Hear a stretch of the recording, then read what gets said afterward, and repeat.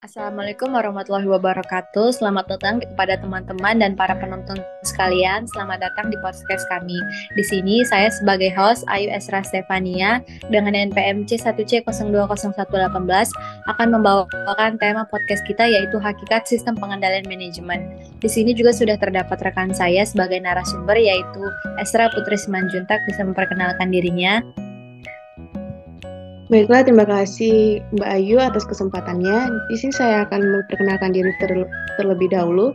Perkenalkan, nama saya Esra Putri Simajuntak dengan NPM C1C020-194. Mungkin itu saja perkenalan dari saya kembalikan kepada host. Baiklah, terima kasih. Di sini kita sudah mempunyai narasumber kita, Mbak Esra Putri Simanjuntak. Kalau boleh tahu Mbak Esra, bisa diceritakan bagaimana kesibukannya akhir-akhir ini atau bagaimana kabarnya sekarang?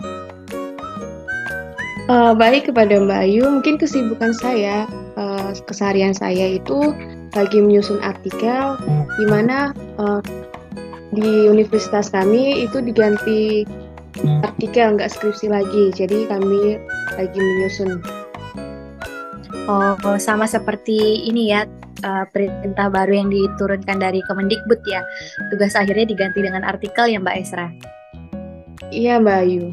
Ya, untuk jadi Mbak Esra ini adalah salah satu pakar yang mengerti tentang sistem pengendalian manajemen. Oleh sebab itu, di sini kita akan membahas tentang mata kuliah sistem pengendalian manajemen. Untuk Mbak Esra sendiri, sebenarnya sistem pengendalian manajemen itu apa sih Mbak Esra pengertiannya? Mungkin di sini saya akan menjawabnya. Mungkin sebelum memasukin pengertian sistem pengendalian manajemen, kita harus mengetahui apa itu pengertian dari sistem pengendalian dan manajemen. Yang mungkin dari pertama itu ada sistem. Sistem itu adalah suatu kegiatan yang telah ditentukan caranya dan biasanya dilakukan berulang-ulang. Dan begitu pun dengan pengendalian. Pengendalian adalah proses penetapan standar dengan menerima umpan balik berupa kinerja sesungguhnya dan mengambil tindakan yang diperlukan jika kinerja sesungguhnya berbeda secara signifikan dengan apa yang telah direncanakan sebelumnya.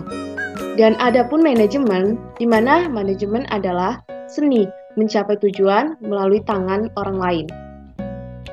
Manajemen yang lain adalah proses perencanaan, pengorganisasian, kepemimpinan, dan pengendalian pekerjaan anggota organisasi, serta pengendalian sumber daya organisasi untuk mencapai tujuan bekerja bersama.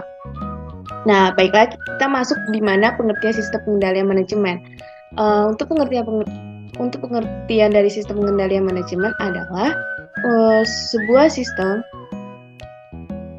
yang terdiri dari beberapa subsistem yang mungkin saling berkaitan, yaitu sepertinya pemrograman, penganggaran, akuntansi, pelaporan, dan pertanggungjawaban.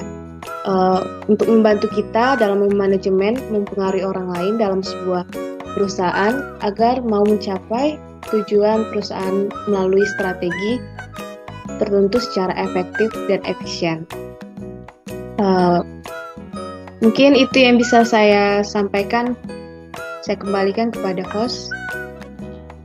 Oh, jadi intinya kalau sistem pengendalian manajemen itu untuk ini ya Mbak Esra, untuk mengendalikan bagaimana manajemen dari perusahaan agar bisa menjadi perusahaan yang efektif dan efisien ya Mbak Esra ya? Iya Mbak. Iya. Memang kalau misalnya kita sudah berbicara dengan ahli sangat lancar sekali ya Mbak Esra ini ya, dan pemahamannya tentang pengendalian manajemen sangat bagus karena memang dia ahli di bidangnya. Dan selanjutnya di sini saya juga akan bertanya-tanya kembali Mbak Esra seputar manajemen. Kalau menurut Mbak Esra sendiri, seberapa penting sih sistem pengendalian manajemen dalam perusahaan itu Mbak Esra? Apakah memang dalam perusahaan boleh ada yang nggak diterapkan sistem pengendalian manajemennya? Apa menurut Mbak Esra tuh setiap perusahaan harus menerapkan sistem pengendalian manajemen Mbak Esra? Baik, terima kasih kepada Mbak Ayu atas pertanyaannya. seberapa penting sistem pengendalian manajemen dalam perusahaan? Sistem pengendalian manajemen itu sangatlah penting bagi perusahaan karena dapat menjadi suatu hal yang berperan besar terhadap laju perkembangan suatu perusahaan. Mungkin jika sebuah perusahaan tidak memiliki sistem pengendalian manajemen yang baik ataupun tidak ada sama sekali, maka perusahaan akan rentan untuk mengalami kemunduran atau yang biasa kita sebut adalah bangkrut.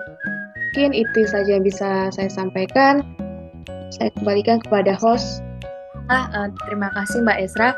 Di sini selanjutnya saya ingin bertanya lagi Mbak Esra. Di sistem pengendalian tadi kan sudah dijelaskan sangat penting bagi perusahaan ya. Kalau tidak menerapkan sistem pengendalian manajemen, pasti perusahaan bisa kemungkinan akan terjadi bangkrut. Nah, pertanyaan saya di sini Mbak Esra, apa aja sih jenis-jenis atau elemen-elemen dari sistem pengendalian manajemen? Apakah sistem pengendalian manajemen itu hanya memang satu macam atau ada elemen-elemen tertentu, Mbak Esra? Baik, terima kasih kepada Mbak Ayu. Elemen itu nggak hanya satu macam. Di sini ada 4 elemen, di mana yang pertama ada elemen pelacak atau sensor. Nah, elemen ini digunakan untuk sebuah perangkat yang mengukur apa yang sesungguhnya terjadi dalam proses yang sedang dikendalikan. Dan yang kedua ada elemen penaksir. Digunakan untuk suatu perangkat yang menentukan signifikansi dari peristiwa aktual dengan membandingkannya dengan beberapa standar atau ekspektasi dari apa yang seharusnya terjadi. Dan yang ketiga ada elemen efektor, suatu perangkat yang mengubah perilaku jika penaksir mengindikasikan kebutuhan yang perlu dipenuhi.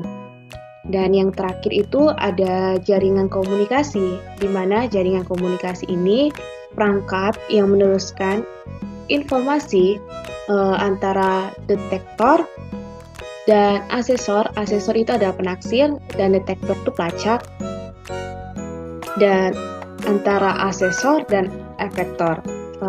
Mungkin itu yang bisa saya sampaikan kepada Mbak Ayu tentang elemen pengendalian, sistem pengendalian manajemen. Baik, Mbak Esra ya, atas penyampaiannya. Mungkin teman-teman dan para penonton bisa yang mendengar pasti sangat jelas ya dengan apa yang sudah disampaikan tadi, terlebih mengenai elemen-elemen dari sistem pengendalian manajemen sendiri. Dan selanjutnya Mbak Esra, di sini juga saya mau bertanya, tadi kan sudah disebutkan dengan elemen-elemennya. Lalu dari sistem pengendalian manajemen ini kembali Mbak Esra, apakah memiliki batas-batasnya? Contohnya kayak untuk pihak-pihak luar atau internal atau apapun itu, batas-batas dari sistem pengendalian manajemen yang boleh diterapkan sendiri Mbak Esra. Apa saja sih batas-batasnya gitu? Bisa dijelaskan Mbak Esra?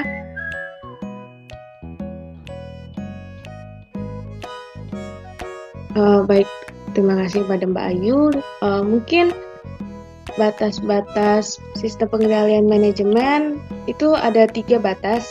Yang pertama formulasi strategi, di mana formulasi strategi ini adalah proses menentukan tujuan, organisasi, dan strategi untuk mencapai tujuan tersebut.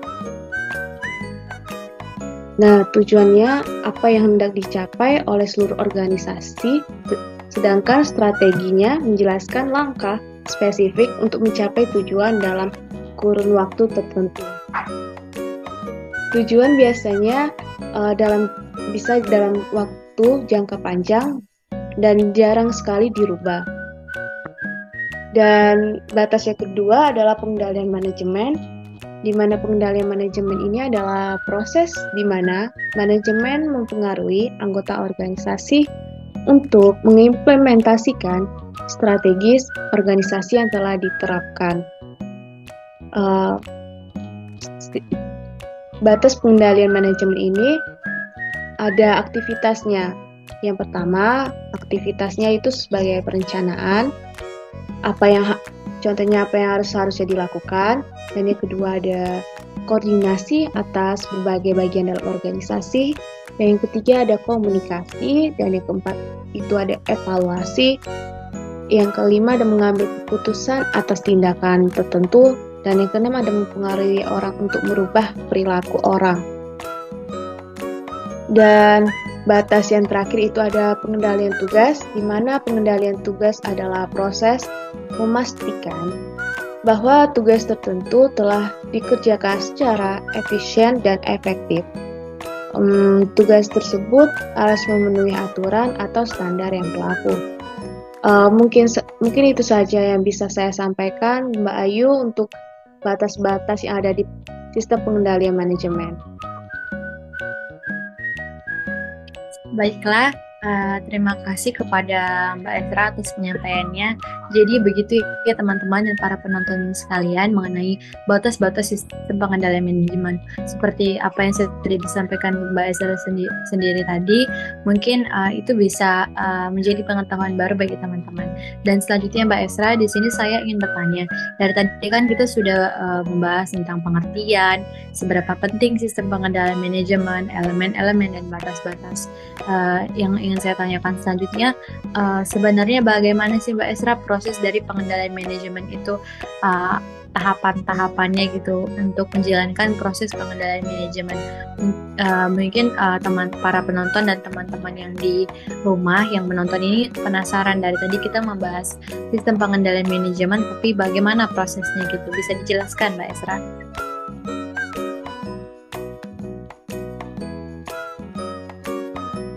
Baik, mungkin terima kasih kepada Mbak Ayu. Tahap-tahap dalam pengendalian manajemen itu ada 4 tahap, di mana tahap pertama itu kita harus menyusun program. Nah, menyusun program ini itu proses memutuskan program-program utama yang akan dilakukan suatu organisasi dalam rangka implementasi strategi dan menaksir jumlah sumber daya yang akan dialokasikan dalam tiap-tiap program jangka panjang beberapa tahun yang akan datang. Dan yang kedua ada penyusunan anggaran. Penyusunan anggaran adalah proses pengoperasional rencana dalam bentuk pengkuantifikasian, biasanya dalam unit moneter, untuk kurun waktu tertentu. Anggarannya merupakan rencana yang diungkapkan secara kuantitatif, meliputi periode waktu tertentu.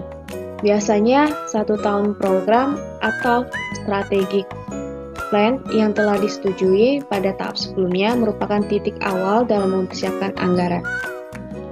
Dan tahap yang terakhir dalam proses pengendalian manajemen yaitu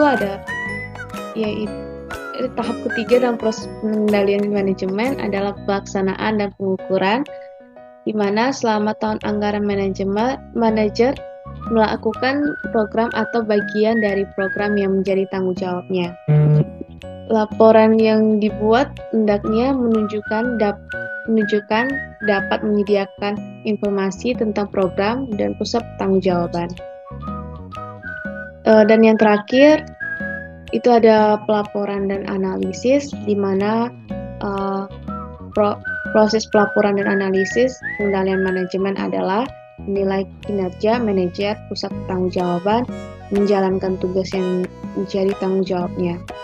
Evaluasi yang dilakukan dengan cara membandingkan antara realisasi anggaran dengan anggaran yang telah ditetapkan sebelumnya.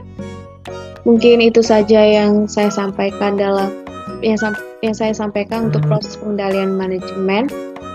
Yang saya sampaikan tahap-tahap dalam proses pengendalian manajemen. Saya kembalikan kepada Mbak Ayu. Baiklah, jadi begitu ya teman-teman dan para penonton sekalian, bagaimana proses pengendalian manajemen, apa saja yang harus dilakukan dan tahapan-tahapannya untuk proses pengendalian manajemen. Nah, selanjutnya di sini saya mau bertanya lagi nih, terakhir mungkin ya pertanyaan buat Mbak Ezra, karena kan kita sudah panjang membahas tentang sistem pengendalian manajemen tadi. Sebenarnya Mbak Ezra, uh, tadi kan kita sudah membahas tentang sistem pengendalian manajemen. Tujuannya adalah agar perusahaan tidak mengalami kebangkrutan ya, dan perusahaannya bisa berjalan dengan efektif dan efisien. Selanjutnya yang saya tanyakan di sini adalah fungsi dari adanya sistem pengendalian manajemen di dalam sebuah perusahaan maupun organisasi itu apa sih Mbak Esra? Mungkin bisa dijelaskan agar kedepannya para penonton dan para teman-teman yang boleh menonton ini bisa mengetahui seberapa penting fungsi pengendalian manajemen karena sistem pengendalian manajemen karena fungsi-fungsinya. Mungkin Mbak Esra bisa menjelaskan.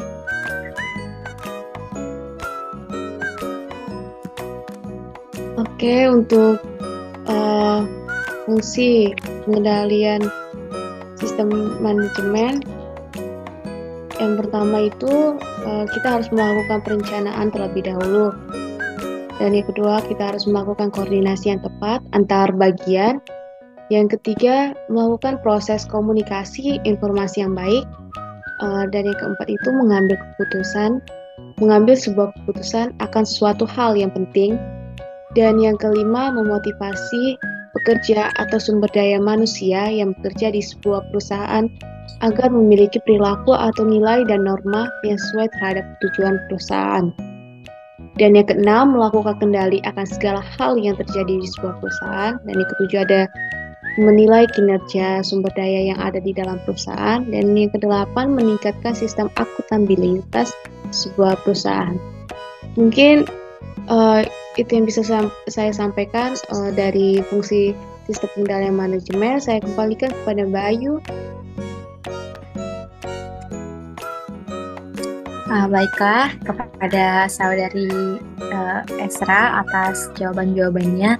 Jadi teman-teman, kita bisa mengetahui bagaimana fungsi dari adanya sistem pengendalian manajemen dalam sebuah perusahaan maupun organisasi. Dan mungkin teman-teman juga tadi sudah mendengar sedikit banyak tentang apa yang disampaikan oleh Mbak Esra, bagaimana sistem pengendalian manajemen itu. Dan selanjutnya pertanyaan kami dari sesi tanya jawab ini sudah berakhir. Terima kasih kepada teman-teman dan para penonton yang boleh menonton podcast kami kali ini dengan tema hakikat sistem pengendalian manajemen. Dan kiranya apa yang boleh kami sampaikan dan pertanyaan-pertanyaan kami, tanya jawab kami boleh menambah pengetahuan bagi teman-teman semua tentang apa itu sistem pengendalian manajemen, dan boleh menjadi ketertarikan bagi teman-teman untuk memahami sistem pengendalian manajemen. Sekian mungkin podcast yang boleh kami laksanakan, dan kami akan menutup. Assalamualaikum warahmatullahi wabarakatuh. Saya sebagai host Ayu Esra Stefania pamit undur diri, dan saudari dan saya sebagai Esra Putri Simajuntak sebagai narasumber pamit undur diri. Terima kasih. Wassalamualaikum warahmatullahi wabarakatuh. Terima kasih Mbak Ayu. Terima kasih Mbak Esra. Sukses ya artikelnya. Iya Mbak Ayu.